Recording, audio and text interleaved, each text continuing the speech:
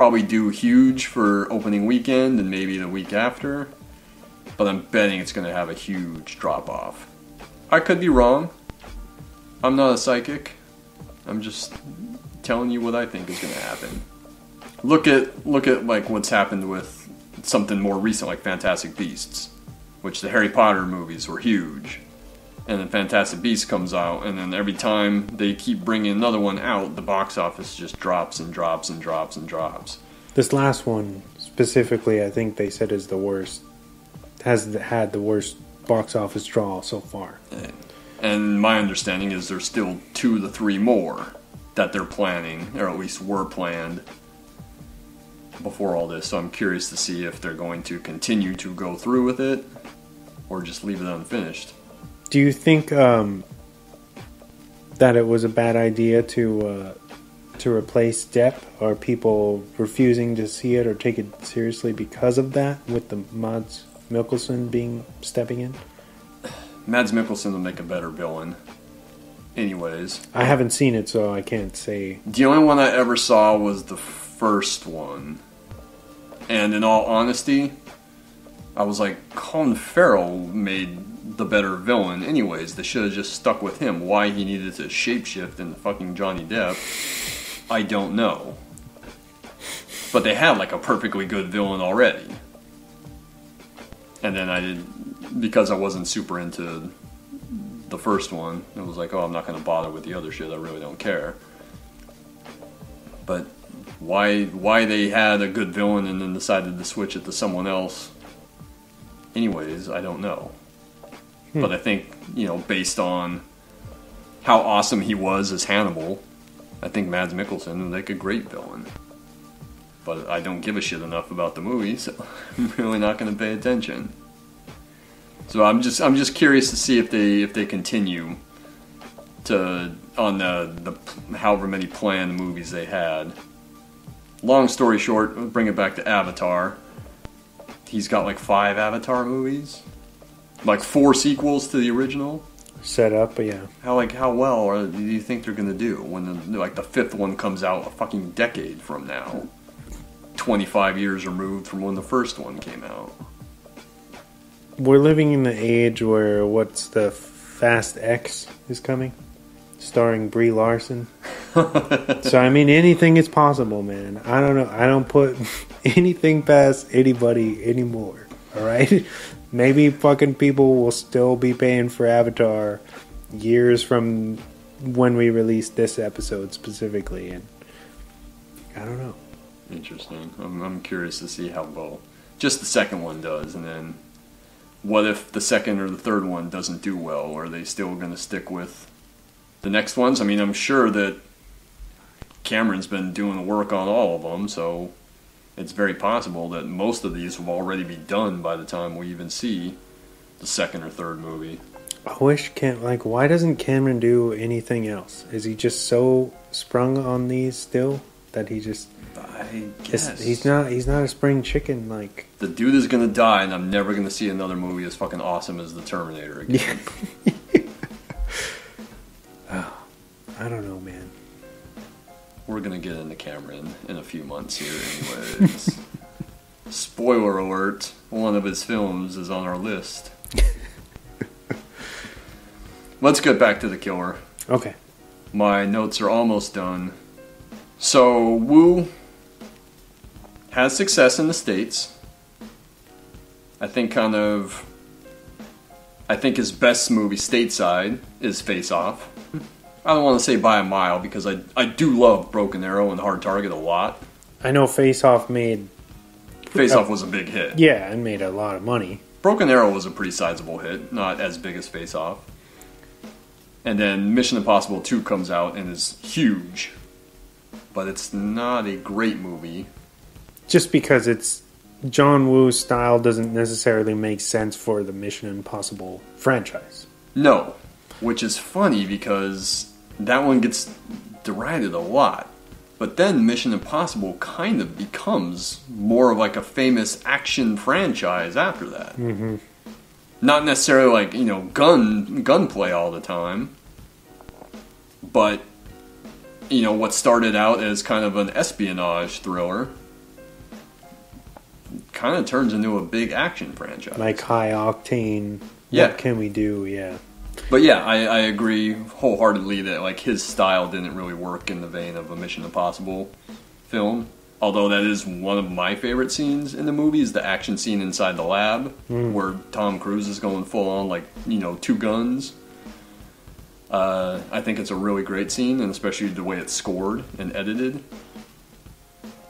But yes, Mission Impossible 2 is probably the weakest of the Mission Impossible films, unfortunately. But it's a huge hit. It's, I think, the #1 box office movie that year. Probably globally. But was a huge hit. And then after that, unfortunately, he does what? Wind Talkers, which is okay. And then Paycheck with Affleck, which is bad. Very bad. It's bad? Yeah, not a good movie. I've seen Wind Talkers, but I don't remember ever watching at least all the way through Paycheck. Yeah, Paycheck is bad. That's when people didn't really respect Affleck. No, they were all down on Affleck at that point, and to be fair, probably deservedly so.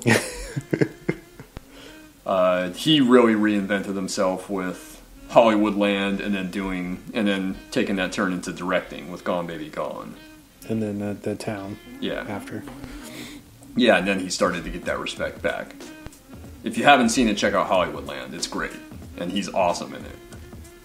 But yeah, once he kind of goes into directing, then he starts getting some more respect again. But yeah, Paycheck's bad. And then that's like the last John Woo movie that he makes stateside.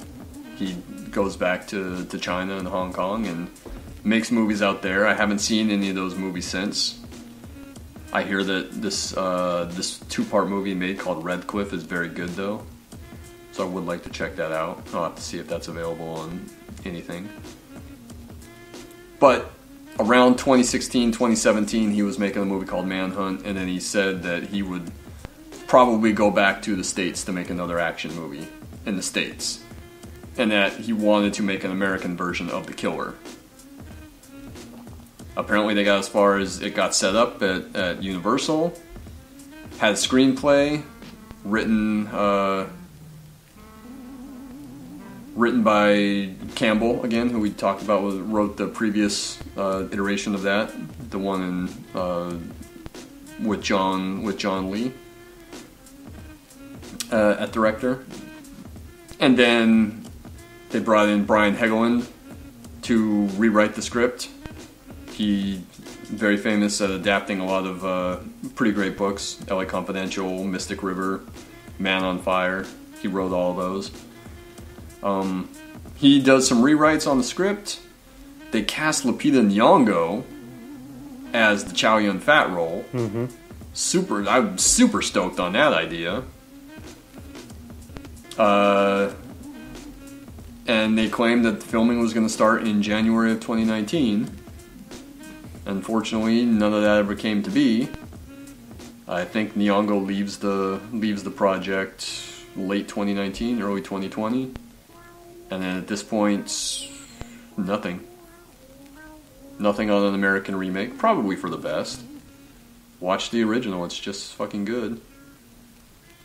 But Woo is supposed to be on track to come back to America and make another action movie. Right now, he's set up to direct a movie called Silent Night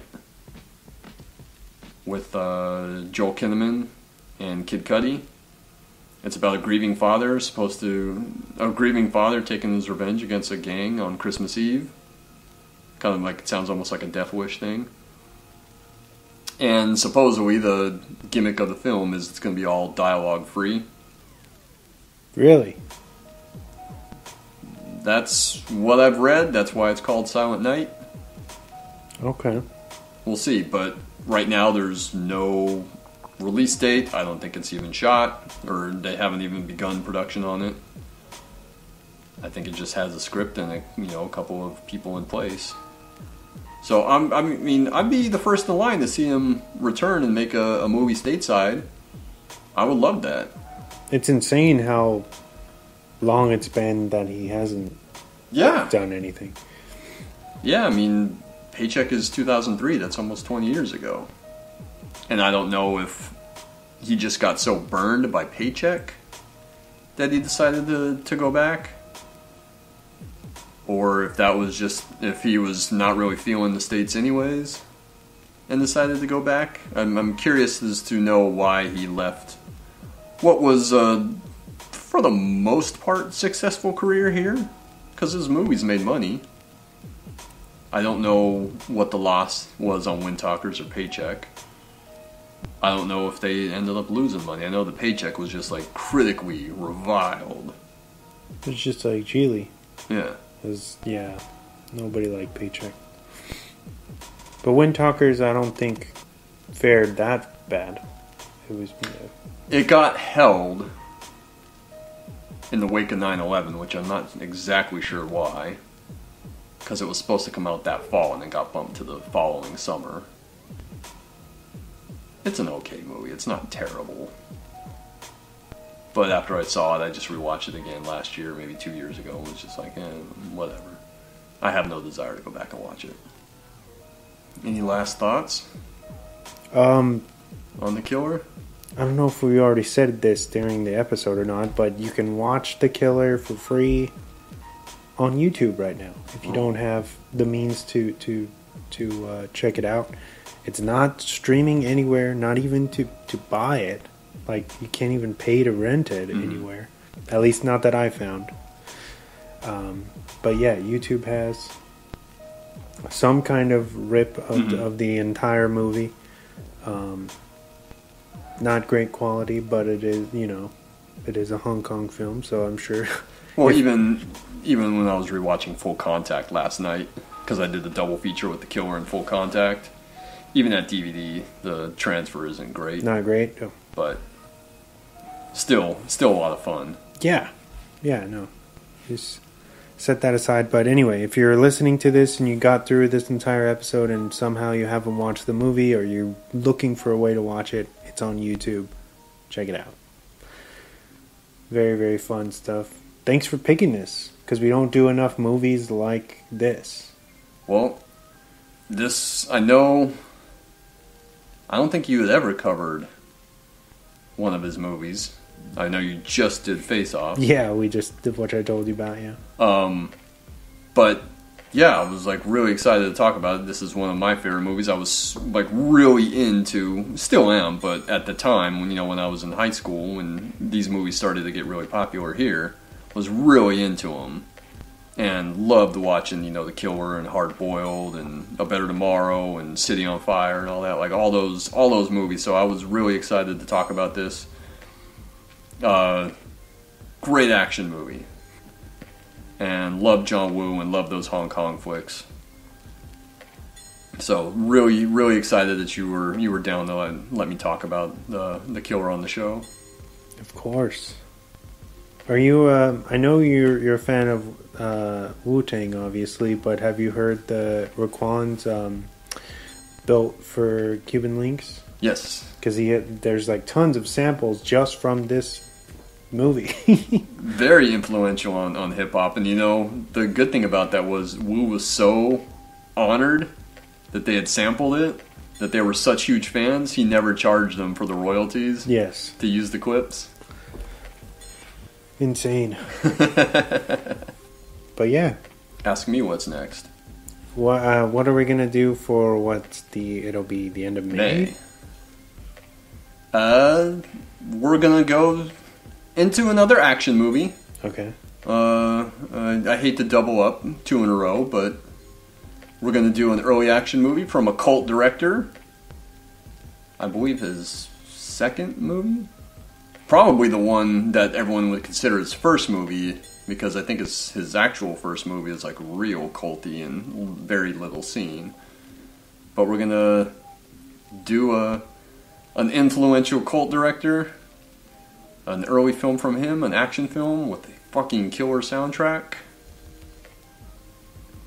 And that's going to be my tease. Should be a lot easier to find than The Killer, though. Hopefully. Damn. I'm